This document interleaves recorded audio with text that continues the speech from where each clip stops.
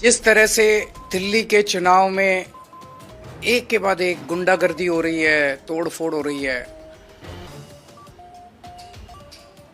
सभी दिल्ली नहीं देश के लोग ये समझने की कोशिश कर रहे हैं कि सारी गुंडागर्दी का सोर्स क्या है। एक प्रश्न जो सब लोग पूछ रहे हैं और सब लोगों के मन में है वो ये है कि इस देश का सबसे बड़ा गुंडा कौन है। खुलेआम जनता को धमकी दी जा रही है कि बीजेपी में आ जाओ, नहीं तो ये कर देंगे वो कर देंगे। खुलेआम मारपीट हो रही है, हमले हो रहे हैं, हिंसा हो रही है और बगल में पुलिस वाले खड़े होकर देख रहे हैं। पहली बार ऐसा हुआ होगा कि किसी चुनाव के दौरान पत्रकारों पर इस तरह से खुलेआम हमले किए गए। कल दिल्ली के अंदर में ख्याल से 7 पत्रकारों के ऊपर हमले किए गए।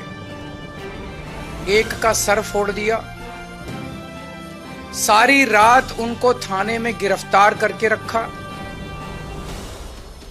जिन लोगों ने हमला किया उनको भगा दिया गया और जो पत्रकार उसे कवर करने गए थे उन पत्रकारों को गिरफ्तार किया गया।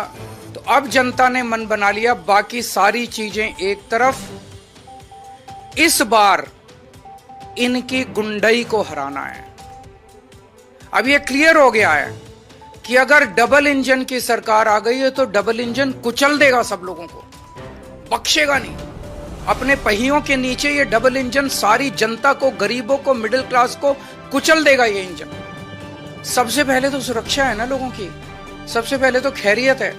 अगर अब खुद परिवार ही नहीं बचेंगे, उनके परिवार ही नहीं बचेंगे, उनको इस तरह से डराया जाएगा, फोन कर करके धमकाया जाएगा, तो बाकी सारी चीजें बेमानी हो जाती हैं। तो लोगों ने मन बना लिया है कि अगर चुनाव के पहले इन लोगों का ये हाल है, जब इन्हें हमसे वोट चाहिए, चुनाव के बाद तो ये हम लोगों को कुचल देंगे। तो इस बार लोगों के पास 2 ऑप्शन है। एक तरफ शरीफों की पार्टी है और एक तरफ खुलेआम गुंडागर्दी चल रही है। एक तरफ वोट देने से 25,000 रुपए महीने का फायदा है और दूसरी तरफ टोटल गुंडागर्दी है। इनके कई कैंडिडेट्स ऐसे हैं जो खुद माफिया हैं अपने अपने क्षेत्र के अंदर।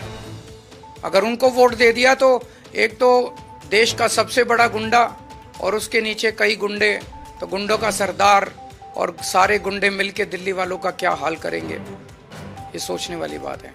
दूसरी बात जो सबके सामने आ रही है, हमारे देश के स्वतंत्रता सेनानियों ने बड़ी बड़ी कुर्बानियां देके देश को आजाद कराया। कई लोग फांसी चढ़ गए।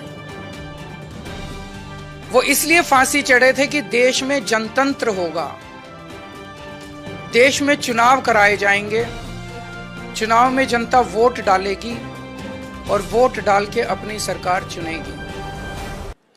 लोगों ने इसलिए कुर्बानियां दी थी कि चुनाव निष्पक्ष होंगे, स्वतंत्र होंगे। लेकिन आज जिस तरह से चुनाव आयोग ने भारतीय जनता पार्टी के सामने हथियार डाल दिए हैं, चुनाव आयोग ऐसे लगता है जैसे एग्जिस्ट ही नहीं करता।